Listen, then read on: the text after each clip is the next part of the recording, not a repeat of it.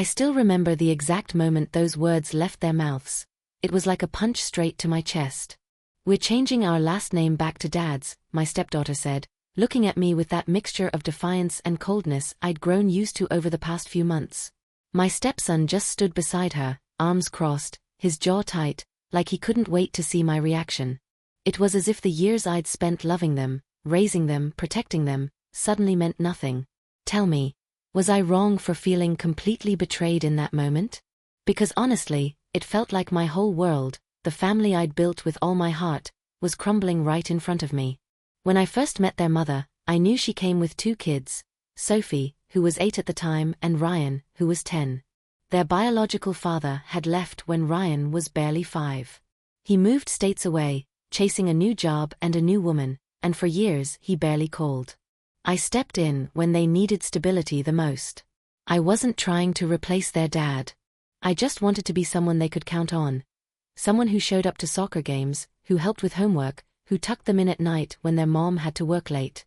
Slowly, they started calling me Dad, first accidentally, then intentionally. I can't even explain the joy that gave me. It felt like we were finally becoming a real family. Their mom, Lisa, and I got married after 3 years of dating. The wedding was small but perfect. Both kids stood with us at the altar. Ryan was my ring bearer, and Sophie threw rose petals. During the vows, I promised not only to love Lisa but to love and protect her kids like they were my own. And I meant every single word. When we got back from our honeymoon, Lisa and I had a quiet night in. She told me the kids had been asking if they could legally change their last name to mine. I was stunned, but in a good way. I didn't push for it, but hearing that they wanted to carry my name was one of the most meaningful moments of my life. A few months later, we made it official. I remember standing at the courthouse, watching them sign the papers, my heart pounding with pride. For years, everything seemed perfect. We were the picture of a happy blended family. Family vacations, game nights, inside jokes, everything. Ryan was into baseball, and I coached his team. Sophie loved art, and we'd spend hours at the kitchen table drawing together. Lisa used to joke that I was the fun parent, and honestly, I loved that role. Their biological father, Greg, barely called. When he did, it was always last minute or when it was convenient for him. Birthdays, school plays, he missed them all. But I never badmouthed him. I thought it wasn't my place. Things started to change when the kids hit their teens. You know how it is, teenagers testing boundaries, pulling away, wanting independence. But this was different. It started subtly. Ryan stopped calling me Dad, and went back to Mark. I tried not to overthink it. Then Sophie started spending more time texting, whispering to Lisa, acting distant. I figured maybe it was just typical teenage stuff. But then Greg suddenly reappeared. Out of nowhere, he started calling regularly, sending expensive gifts, promising to visit more. He'd been through a divorce, apparently, and was trying to rebuild a relationship with his kids. I wanted to be supportive, but I could feel something shifting. The first time Greg came to visit, I tried to be civil. He was polite but distant, like he didn't really acknowledge the role I'd played in their lives. He brought a ton of gifts, new phones, sneakers, concert tickets. Things I could never compete with financially. The kids were thrilled, of course. That's when the real divide began. Suddenly, I wasn't fun dad anymore. I was the guy setting curfews, asking about grades, making them do chores. Greg was the cool dad, the weekend dad, the one with no rules. Lisa noticed it too. We tried to talk to the kids, to explain that love isn't about money or gifts. But the more we tried, the more they pulled away. Greg began sowing subtle seeds of resentment. I heard from a mutual friend that he'd been telling them I was controlling, that I'd taken their identity by giving them my last name. When I confronted him, he denied it, of course, but I could see the smug look on his face. He knew exactly what he was doing. Then came the night that broke me. We were all having dinner, a rare moment when everyone was home. The air was already tense. Ryan barely spoke, Sophie was glued to her phone, and Lisa kept trying to make small talk. Then, out of nowhere, Sophie put her fork down and said, "Mom, Mark, we've decided something." My heart sank instantly. She looked at Ryan, who nodded. Then she said it. We're changing our last name back to Dad's.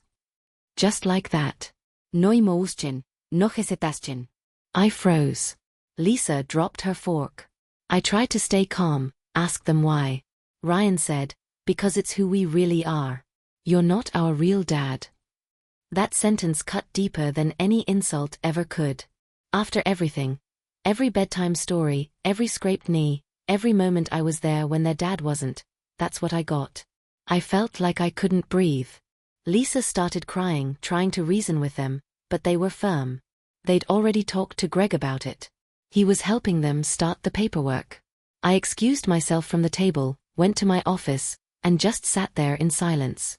I didn't even cry. I was too numb. Over the next few days, things spiraled fast. The kids barely spoke to me. Lisa tried to get them to talk it out, but they'd made up their minds. Greg suddenly started showing up more, picking them up for weekends, dropping off gifts.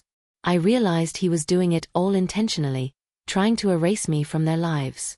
And honestly, it was working. Lisa was torn apart, blaming herself. I didn't know how to comfort her when I was barely holding it together myself. So that's the situation I was in. 2 kids I'd loved like my own now wanted nothing to do with me, and their biological father, who'd abandoned them years ago, was suddenly the hero.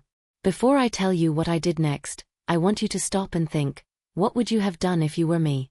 Would you fight to keep them close, or would you let them go, even if it broke you inside? Let me know in the comments, because to this day, I still wonder if I made the right choice. After a week of sleepless nights, I decided I wasn't going to beg for their love. I'd already given them everything I had, emotionally, financially, mentally. If they wanted to go back to Greg, fine. But I wasn't going to stand by and let him poison them without knowing the truth. So I did something I'd been avoiding for years. I sat them both down without Lisa and told them everything. I told them how their dad had left, how he didn't pay child support for years, how I had to pick up the pieces every time he broke a promise. I told them about the nights they cried for him, the nights I stayed up comforting them while Greg was living his new life. Ryan exploded.